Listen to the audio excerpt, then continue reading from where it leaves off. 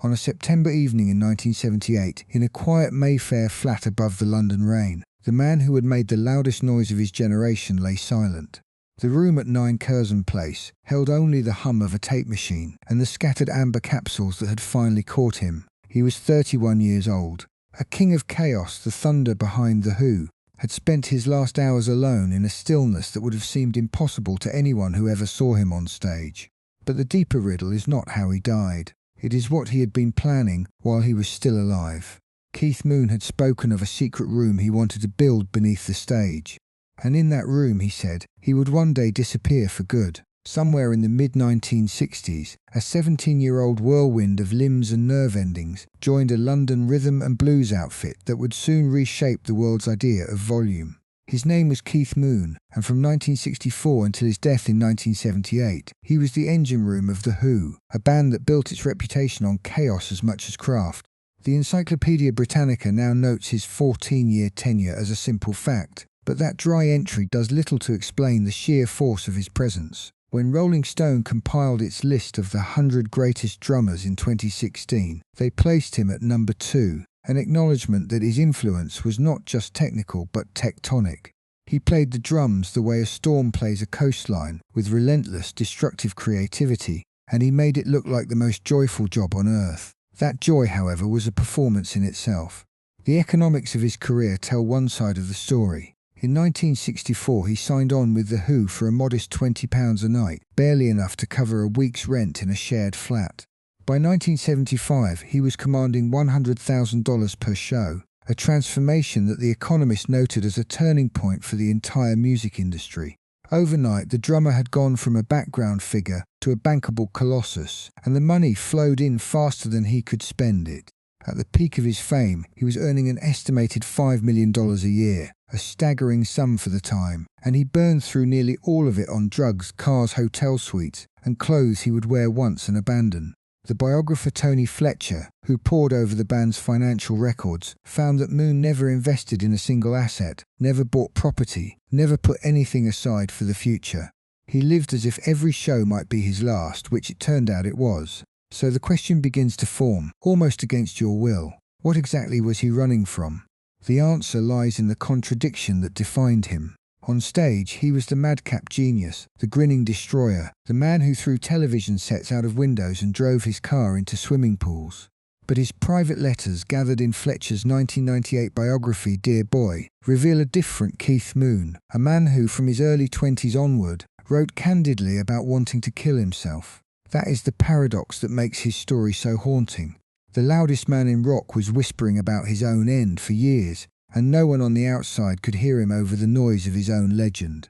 The first real glimpse of the secret room appeared during the Quadrophenia tour of 1973, in a stadium in Germany.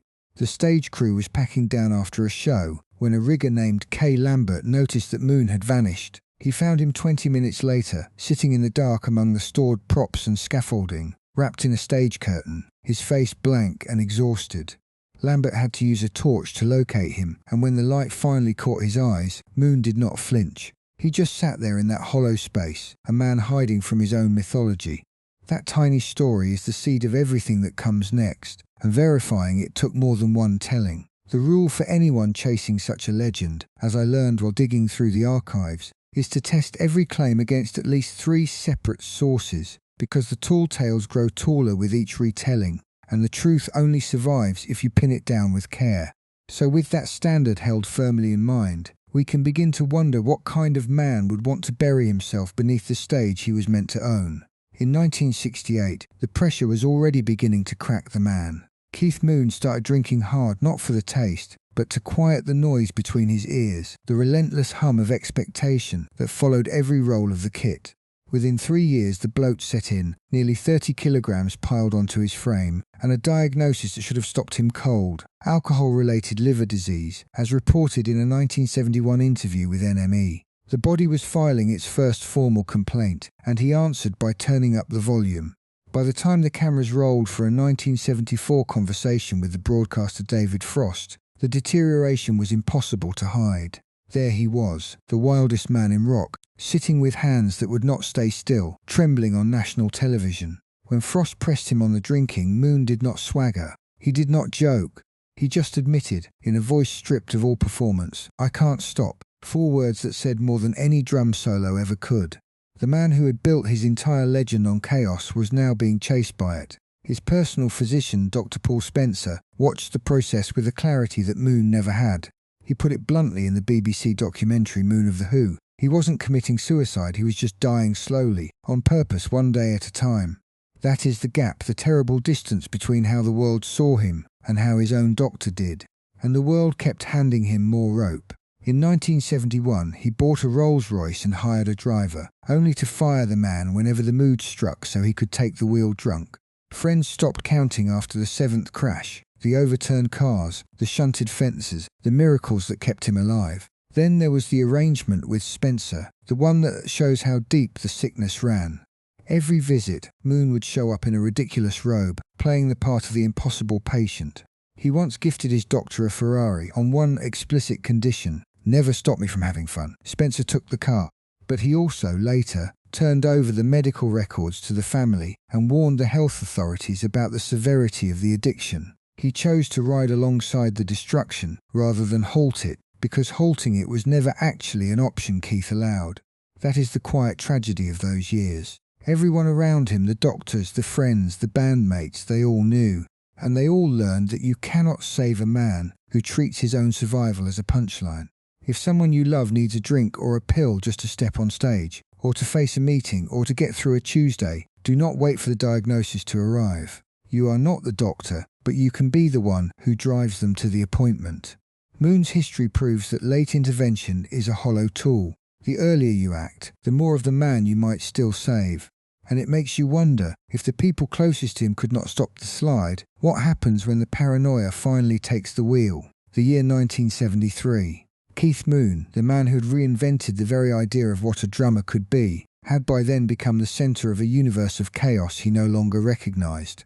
And it was in this year, at the height of The Who's enormous power, that his paranoia took a form which remains one of the strangest stories in the entire history of rock music. He decided, in his own words, to get a detective on it. The man he hired was a private investigator from a firm in London, a professional who had spent years working divorce cases and corporate espionage.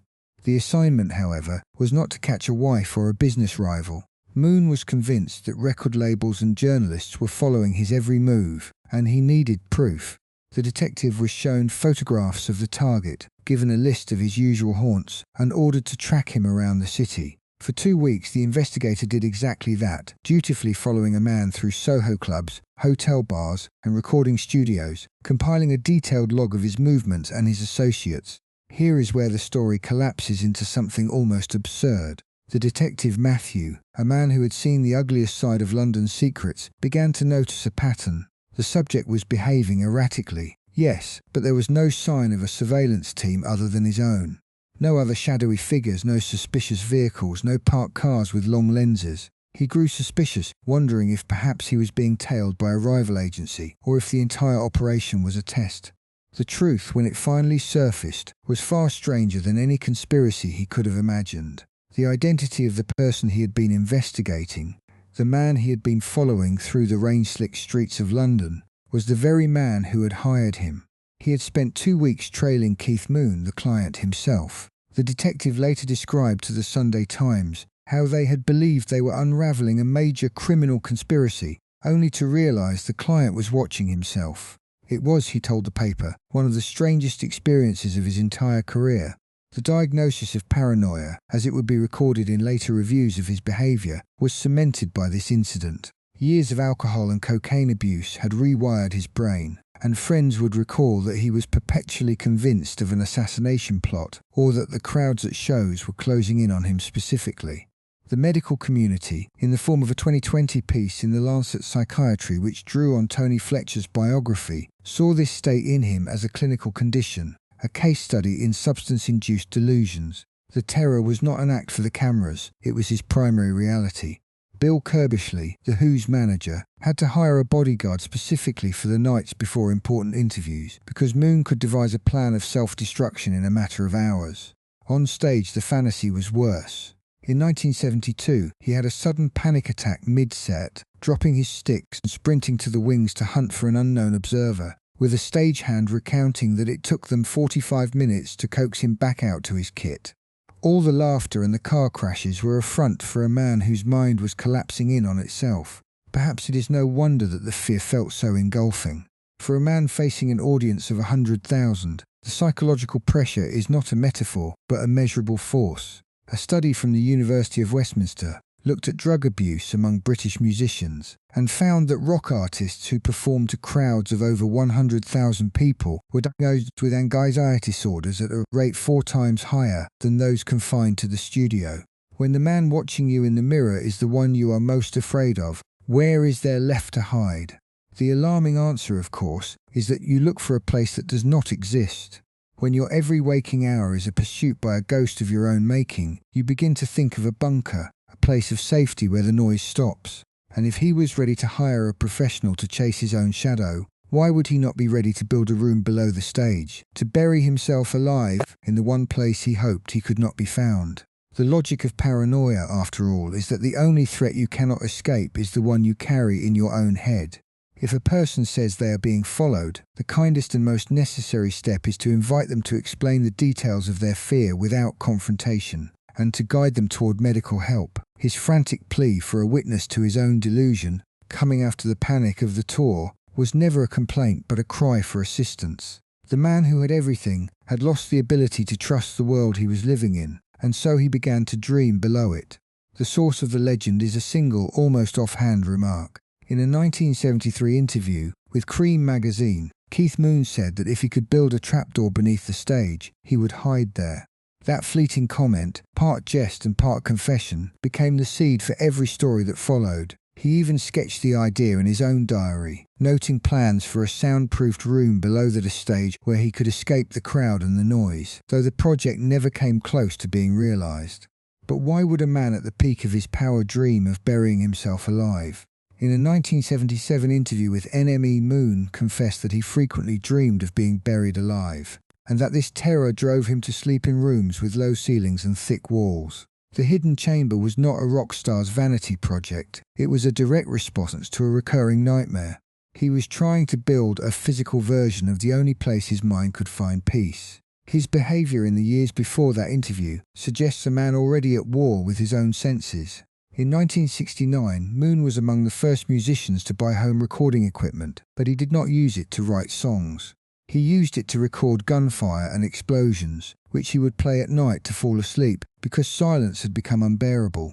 A 2015 study from McGill University and the Acoustical Society of America found that drums generate the highest noise levels in a rock band, reaching up to 120 decibels, well past the threshold for permanent hearing damage. The Who were performing in stadiums with capacities exceeding 80,000 people during their 1975 to 1976 tours, including Wembley Stadium and Madison Square Garden, where sound levels at the stage area measured between 118 and 126 decibels. According to Billboard, his ears were being destroyed by the very source of his power. Consider what happened on March 28, 1970, at High Point, North Carolina.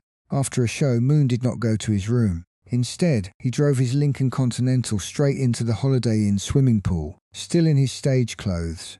He stepped out of the car, climbed onto a pool lounger, and fell asleep, leaving hotel staff and his bandmates to explain to the police and other guests why the pool's electrical systems were ruined. He was not trying to destroy himself that night. He was trying to get away from the noise. He was trying to reach a place where the roar of 80,000 throats and the crash of his own cymbals could not follow him. But if the pool was an escape, the proposed underground room was something darker, an attempt to control the very architecture of silence. In a 1973 interview with Cream magazine, Moon casually remarked that if he could build a trapdoor beneath the stage, he would hide there. That single sentence, tossed off in a haze of bravado, became the seed of every subsequent story about secret bunkers and hidden chambers. Yet the truth behind the myth was not glamorous. His diary, later collected in Tony Fletcher's biography, Dear Boy, reveals sketches of a soundproof room beneath the stage, designed with thick walls and no windows, conceived not as a party den, but as a refuge from the crowd's unrelenting howl. The plans never materialized into steel and concrete, but they existed vividly in his mind, drawn in blue ink on hotel stationery, always with a small bed in the corner. He was designing his own coffin and calling it a bedroom. Was this madness, or simply the sharpest logic of a man whose senses were under siege? In a 1977 interview with NME near the end of his life, Moon admitted that he regularly dreamed of being buried alive. He sought out hotel rooms with low ceilings and thick walls because they felt safer, more like a womb than a tomb. The underground room, then, was not an architectural ambition but a recurring nightmare given floor plans. He was not building a hideaway, he was building the shape of his own fear. He wanted to be under the stage, inside the building's bones, where the noise could only reach him as a vibration rather than a wound.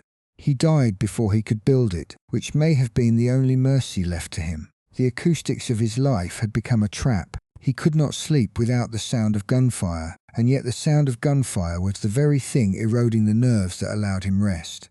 He was chasing a silence that he had already rendered impossible. Every drum fill, every stadium roar, every crack of the snare was writing a contract for a future of tinnitus and dread. And so the legend of the hidden room was never about a literal space in the ground. It was about the distance between who he was on stage and who he tried to be when the lights went down. That distance kept growing, and no trapdoor could ever bridge it. The irony is crushing. The only room he ever truly needed was one he never had, a quiet corner in his own mind. And by 1978, that corner had been demolished, blown out by the very explosions he used to soothe himself. That night at the Holiday Inn, he slept on a plastic lounger by a drained pool, his costume still wet, his ears still ringing, and for a few hours he was as close to peace as he would ever come again. For those who feel the same urge to escape, who cannot bear the hum of their own thoughts without a screen or a speaker drowning it out, understand this. The silence you fear is not empty, and the moment you can sit in it without flinching is the moment you stop building your own underground cell. Moon never got that moment. He kept trying to build a quieter place, but every room he constructed was just a bigger version of the noise he was running from. The final punchline is that the hidden chamber beneath the stage was never built, because Keith Moon no longer had the capacity to finish anything. He could only start plans, buy equipment, and dream about doors that would never be installed.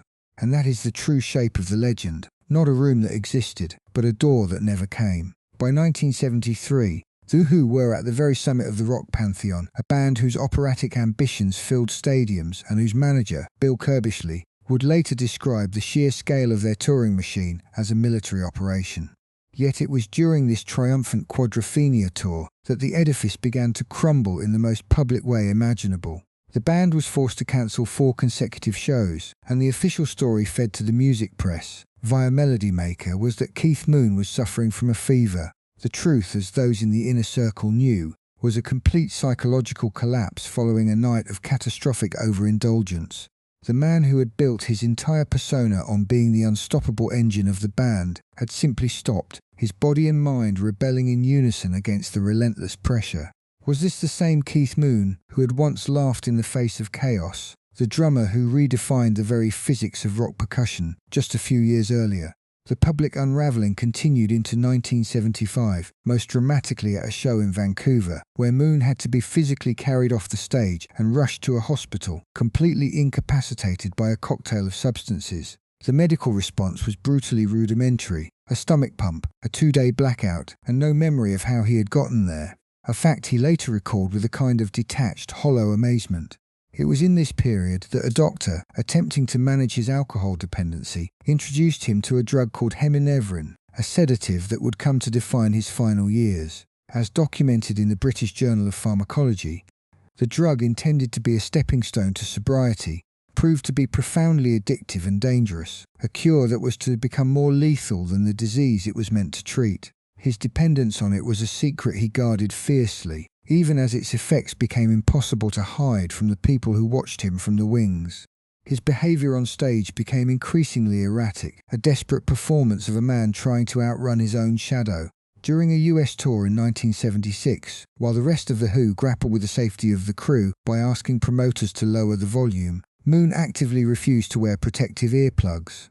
He was convinced, as he told NME in an interview, that he could physically absorb the sheer energy of the noise, that it fueled him and made him perform better. A theory that flew in the face of every scientific principle and ignored the permanent, ringing damage being done to his hearing. A 62-year-old fan from Manchester, who saw the band live at Wembley in that era, recalled hearing a strange muffled screaming from beneath the stage during a mid-set break, a sound she assumed was a roadie in distress, but which those in the know understand was the sound of a man in the grip of a full-blown panic attack. It was no longer just his own life he was jeopardizing, it was the entire machine he was a part of. Surrounding him was a court of fellow travellers who, however unintentionally, served as enablers.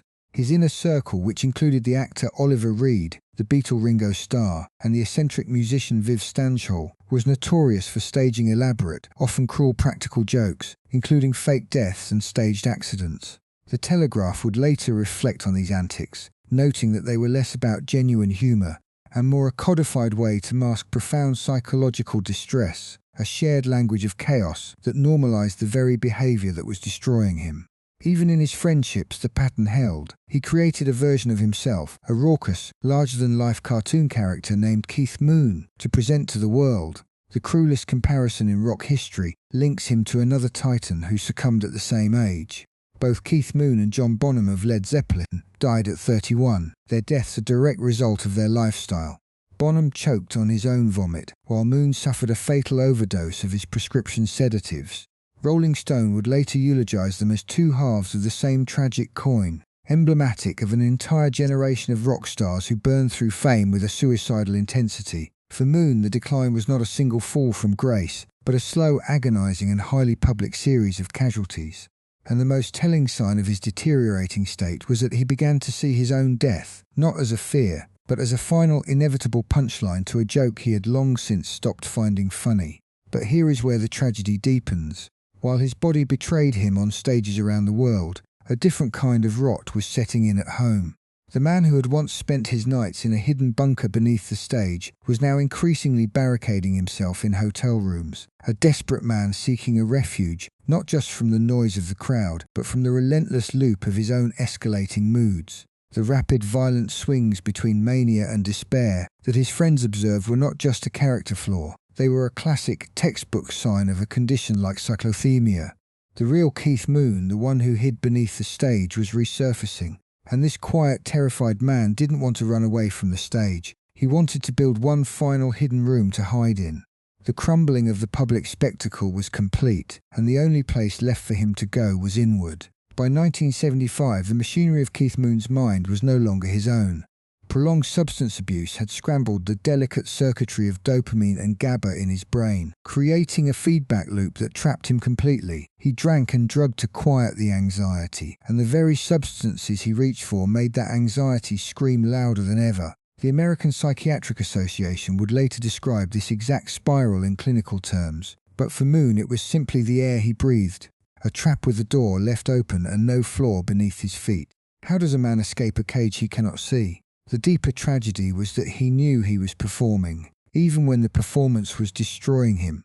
Beneath the social terror that gnawed at him off stage, Moon had constructed a second self, the cartoonish destroyer, the man who threw televisions from windows and drove cars into pools, precisely because that persona gave him somewhere to hide. Psychology Today noted in 2011 that this kind of splitting, inventing a louder, wilder character to shield the fragile person underneath, is a classic strategy of self-protection, and Moon deployed it with the skill of a man who had no other weapons left. The joke was always the shield was always the prison, and he was not alone in that particular cell. A 2019 study from the University of Cambridge, examining what researchers called high-talent self-destruction syndrome, found that 60% of massively famous artists experienced paranoid symptoms before they turned 40, and Moon fit that profile like a hand in a glove. The National Institute on Drug Abuse in 2021 put a sharper number on it. Performers are 2 and 3 times more likely than the general population to develop anxiety disorders and paranoia, a statistic that reads less like data and more like an epitaph. The stage that made him a god was the same stage that ate him alive. Here is where the story turns almost unbearable, because the people closest to him were not innocent bystanders. From 1975, The Who officially paid Keith Moon £500 Bond's own contract, filed by manager Kit Lambert, discreetly listed as weekly expenses. It was not a loan, it was not a secret, it was a standing line item, a budget line for destruction, and the band signed it and he cashed it and nobody blinked. What does it say about the world? That the most honest thing in the room was the paperwork. The final accounting came on the morning of September 7, 1978, in a flat at 9 Curzon Place, when the man who had once filled stadiums with a single crash of his cymbals was found gone. The coroner's report from West London recorded 32 Hemineverin tablets in his stomach, completely undigested, swallowed in one desperate handful, and the image stays with you. A man so lost that his last act was a blind grab for silence. He had spent his whole life trying to build a room where the noise could not reach him, and in the end he found it. He just had to die to get inside. Because the science was already written in his blood by then. The American Psychiatric Association mapped this cycle in 2020. Chronic substance use rewires the dopamine and GABA systems until the brain can no longer regulate anxiety on its own, so the user reaches for the same drug that caused the imbalance, which deepens the imbalance, which demands more of the drug. It is a neurological loop with no exit ramp, and Moon rode it for over a decade.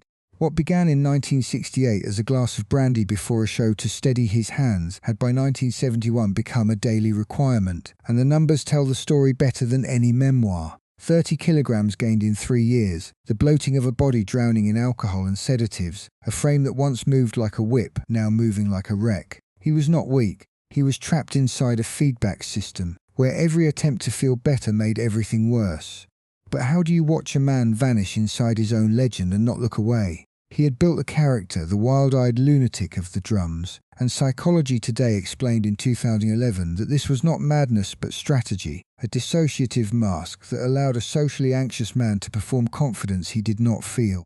The stage persona was a suit of armour, and the armour worked, until it fused with the skin, until the mask and the face became indistinguishable, until he no longer knew which one was real, in the quiet hours after the lights died. He was not the only one wearing that armour. The University of Cambridge's 2019 study on what they called Talahi syndrome found that 60% of high-profile artists experienced severe paranoia before turning 40, and the National Institute on Drug Abuse added a sharper blade in 2021. Performers are 2.3 times more likely to develop anxiety disorders And delusional thinking than the general population, by decades of standing in front of 10,000 people who are all watching you fail or fly. You feel that gaze in your bones. It does not go away when you leave the stage. So the question stops being why he could not stop and becomes something colder. Who was supposed to stop him? The band paid for the drugs, the doctors prescribed the pills, the fans cheered the chaos, and the man himself, by 1978, was barely holding a thread. When the coroner's report listed those 32 ungested Hemineverin tablets, the mechanism was clear: a desperate hand, a throat swallowing blindly, a system collapsing. There was no calculation in that final handful. There was only a man who had spent a decade trying to outrun his own chemistry and finally lost the race. The tragedy is not that he died. The tragedy is that everyone around him saw the loop closing and kept signing the checks. The apartment at 9 Curzon Place, that same Mayfair address where the story began, would later carry a grim nickname around London: Keith Moon's last address. The dark irony deepened when, in 1992, another drummer, Chris Ace Bostock of the Mothers of Invention, died in the very same flat, seeding rumours of a quiet curse that clung to the building for decades. The final act of the man himself came on the 13th of August 1978, when he played his last show with The Who at Shepperton Studios, a performance captured for the film The Kids Are All Right. Less than a month later, he was gone. Roger Daltrey, his bandmate of 14 years, later tried to put the loss into words for The Guardian, saying, "We tried to save him, but it was like trying to hold water in your hands." That image of futile grip mirrors the clinical truth that those who studied him would eventually settle on. Rather than simple depression, psychologists have classified his frantic oscillations between euphoria and despair as a form of cyclothymia, a disorder of rapid mood swings that frequently afflicts the hyper-successful. By 2018, scholars had produced over 40,000 books, articles and dissertations on Moon, more than any other drummer from that entire generation of British rock. He never built his bunker beneath the stage, yet he spent his whole life digging one with his own hands, a frantic search for a quiet room where the noise inside his head might finally go silent. The secret he was trying to bury was never a room, it was a self he couldn't face. So before you judge the man who crashed cars into pools and hired detectives to watch himself, ask yourself this: Who is the person in your life that laughs the loudest while quietly drowning? And what would it take to stop them before they build their own hidden room?